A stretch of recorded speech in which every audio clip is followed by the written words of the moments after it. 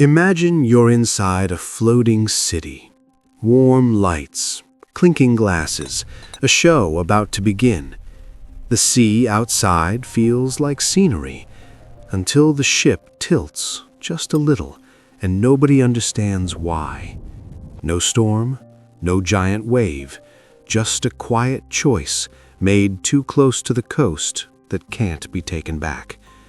On January 13th, 2012, Costa Concordia turned a carefree night into one of modern maritime history's most infamous disasters. And the real danger isn't only the water, it's confusion, because confusion steals the one thing you never get back: time.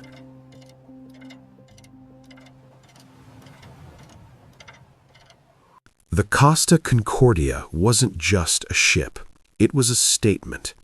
Nearly 300 meters long, over 30 meters wide, built to carry more than 4,000 passengers and crew. Restaurants, theaters, pools, everything engineered to make you forget you were in the middle of the sea. That comfort creates a dangerous illusion. When the environment feels like a hotel, your brain stops treating it like a vessel. You stop imagining worst-case scenarios. You assume the risks have been designed out.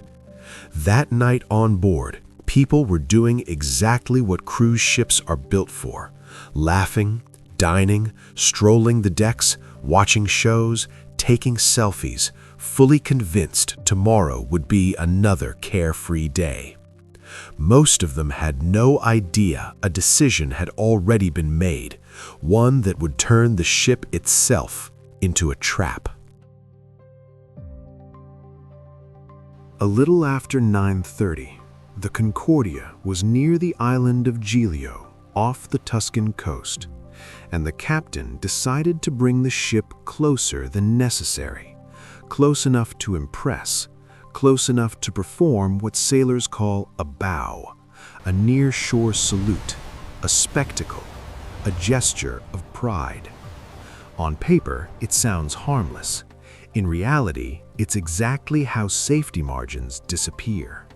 Because the moment you steer a ship like it's a stage, you stop treating the sea like a system, cold, dark, and unforgiving. And then there's a jolt. Not a dramatic Hollywood explosion, just the sound of metal tearing open, a sound you don't forget. The Concordia struck the Skull Rocks, hidden beneath the surface. Lights flickered, glasses fell, people paused, confused, looking around for an explanation that made sense. Many assumed it was a minor technical issue, something the crew would fix in minutes. But near the lower decks, people could hear something far worse: water rushing in with a force that doesn't negotiate. On the bridge, the reality was immediate.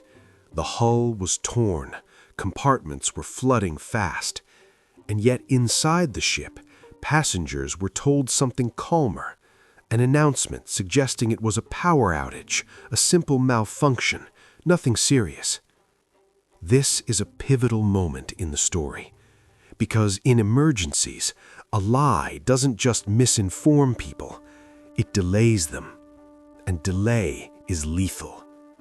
Every minute spent staying calm in the wrong place is a minute that the ship is changing shape beneath your feet, a minute that the evacuation becomes harder, a minute that panic grows stronger and coordination becomes weaker. And then the ship begins to list. At first, almost politely, then unmistakably.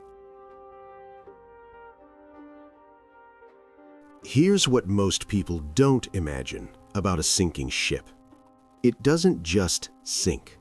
It transforms the space you're inside.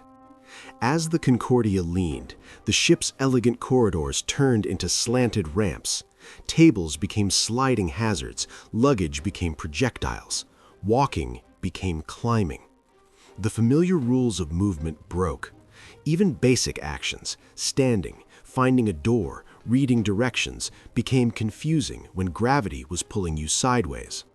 The ship kept tilting, slowly but relentlessly. And finally, after long hesitation, the order came, abandon ship. But by then, the lost time had already done its damage. Lifeboats were difficult or impossible to launch because of the angle. On one side, boats were usable. On the other, they were lowered under extreme stress, shouting, pushing, confusion, people in evening clothes, people without jackets, people suddenly realizing the sea at night is not a postcard. It's cold.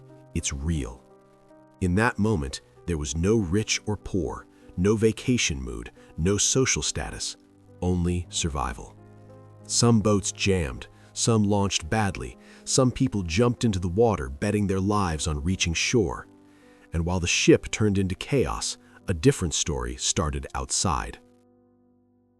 From Giglio, locals watched a surreal sight, a massive white ship leaning in the dark, half lit, looking like it didn't belong in reality. And then fishermen did what fishermen do. They went out. Not because they had perfect training, not because they had a protocol, but because they understood something simple. People were out there, and time was running out. Small boats moved toward a colossus. From the air, helicopters cut the night with beams of light. And in those hours, the difference between life and death was often a fragile thing. Someone's arm reaching, a boat arriving, a stranger pulling you in. Inside the ship, rescuers faced a nightmare geometry. Corridors turned into walls, walls turned into floors. They crawled, climbed, knocked on doors, listened for voices, hoping for a sound that meant someone was still alive. When morning came, the illusion was gone. The Concordia would never sail again. And Italy woke up with one burning question: how could this happen? Investigations showed the tragedy wasn't caused by a storm or an unavoidable mechanical catastrophe. It was the consequence of a human decision, a risky maneuver, a pointless approach, a moment of showmanship performed with thousands of lives on board. The captain, Francesco Schettino, became the center of accusations, not only for that choice, but for how the emergency was handled, confused, delayed, and disastrously mismanaged. Years later, a verdict came. In 2017, Schettino was sentenced to 16 years in prison for crimes related to the shipwreck, multiple deaths, and abandoning ship. The message was brutal but clear. This wasn't fate, this was failure. Not the ocean's cruelty, human error. But the story didn't end that night. For months, then years, the wreck stayed there like an open wound, an environmental burden, an economic strain, a permanent reminder. And then came another challenge, different but enormous: the salvage. Engineers and technicians built what amounted to an open-air construction site around the wreck. They stabilized the seabed, protected the environment, removed debris, and planned an operation that looked impossible. In September 2013, the world watched the key moment: parbuckling. The slow, controlled righting of the ship using massive structures, cables, and counterweights.